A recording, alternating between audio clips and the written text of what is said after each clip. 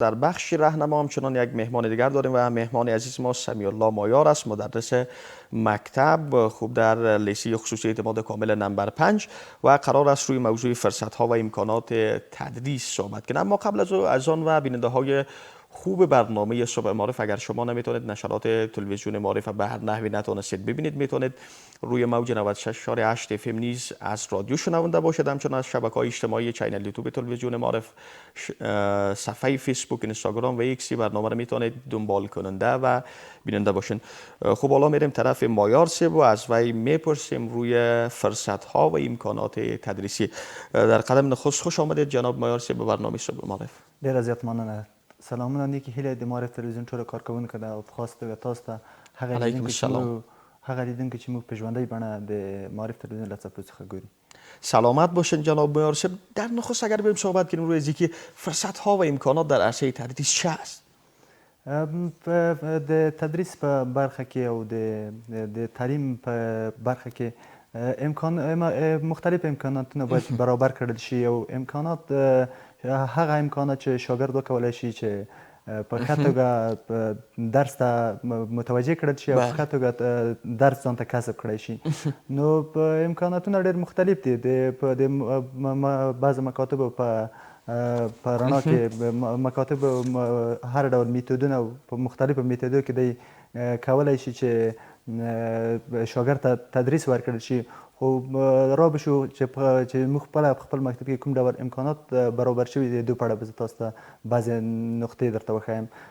مثلا د موږ خپله چې کوم شاګردان دپاره چې کوم هغه برابر کړي امکانات برابر کړي دي، د هغو له جملې څخه د موږ دوه ډوله استادان لرو چې یو د دوناس طبقه ده، بل د ذکور طبقه ده.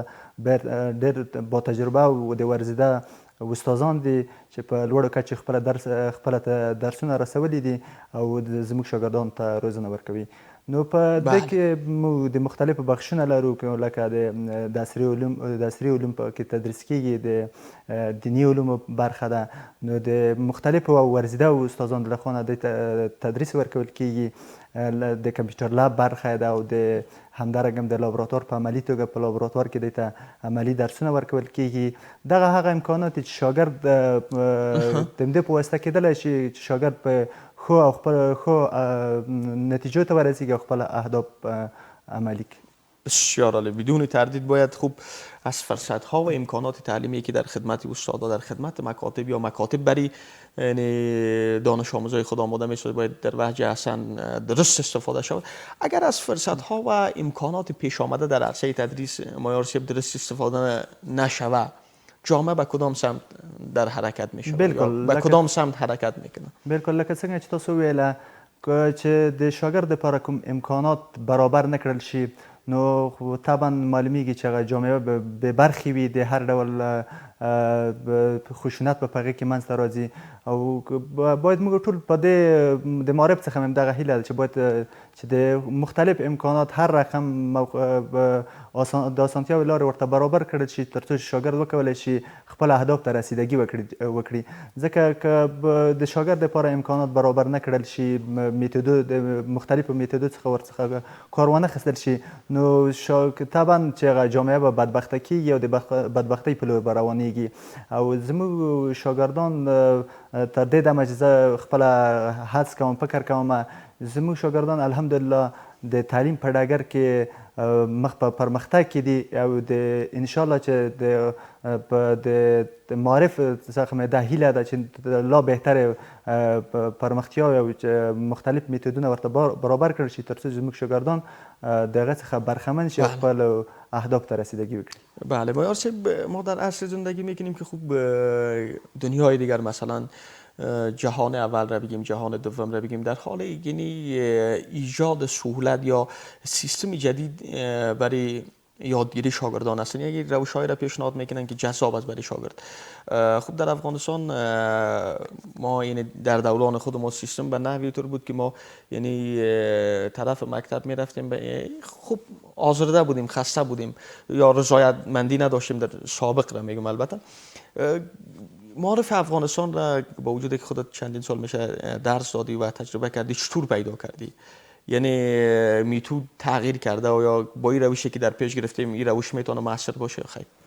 بالکل د موږ او تاسو چې په کوم امکاناتو باندې پیلن د شاګردان دپاره روزنه ورکوو و شاګردان روزو طبعا لکه څنګه چې تاسو خپله یادوري وکړه دغه امکانات د شاګرد دپاره بسنه نه کوي د شاګرد دپاره باید لا بهتر امکانات برابر کړل شي تر څو شاګرد ورسیږي او خپل اهداف ته رسیدګي وکړي نو دغه فعلي امکانات کوم چې تر اوسه پورې آماده شوي دي دا امکانات به زما په خپل نظر باندې دا بسنه نه کوي ځکه علم خپله دریاب دی نو د علم د کسب کولو لپاره باید لا بهترې لارې وسنجول شي او بهتر امکانات باید ورته برابر کړل شي نو لکه د موږ امکانات او د اوسني امکانات چې برابر کړل شوي په دې باندې به زما په نظر چې بسنه ونه کړي د یو شاګرد د پرمختګ دپاره نو د دپاره باید لا بهتر امکانات برابر کړي شي تر څو دی وکولی شي خپل هیلو ته رسیدگی وکړي. بله انشالله که خوب امیدوار میبینیم که زحمت میکشن مکاتب مثلا کسایی که خوب مکتب دارن بیشتر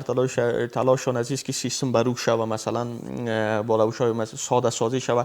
در عرصه تکنولوژی اگر صحبت کنیم ما یعنی امروز در جهان زندگی میکنیم که حرف از هوش مصنوعی تکنولوژی مسائل معارف افغانستان در عرصه چقدر پیشرفت کرده نظر به تجربه که شما دارین؟ بالکل لکه څرنګه چې تاسو ویل د معارف تقریبا نسبت په نورو کلونو په پرتله باندې معارف ډېر پرمختګ کړی دی لکه موږ چې خپل ځانونو په اړه فکر وکړو کله چې موږ خپله په دوره کې د تعلیم په دوره کې خرا درلود متعلمین وو نو په هغو دوره کې د عصري علوم ډېر پسرفته وو خو اوس الحمدلله د دولت څخه ډېر خوشحاله چې زیاتره موږ ته امکانات برابر کړي دي او شاګردان ته روزنه ورکوو نو تقریبا د عصري علومو کچه نسبت نورو کلونو په پرتله باندې ډېره ښه شوې ده.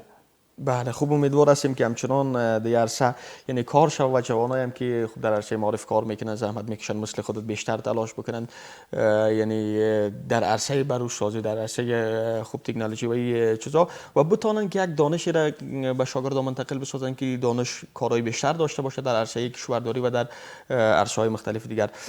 خوب جناب مایار صاحب در آخر این بخش قرار داره و میشه پیام زیبایی را برای کسایی که بیننده برنامه ما و خودت بوده است تلویزیون معارف بگویید چی پیام داره برشان؟ ډېره زیاته مننه د فعلي دولت سرپرست د دولت څخه مې دغه هیله ده چې د شاګردانو د روزنې په برخه کې لار چټکې پرمختیاوې برابرې کړي تر څو د دغه خاورې اولاد چې په الحال موږ تاسو یې ګورو چې په ډېر بدبختۍ او په ډېر بد وضعیت کې قرار لري دی وکولی شي چې خپل اهداف ته رسیدګي وکړي د خارجي بورسونو زمینه دی ته برابر کړل شي چې دی په خارجي دولتونو ته لاړ شي او هلته خپلې د زده کړې پر مخ بوځي نو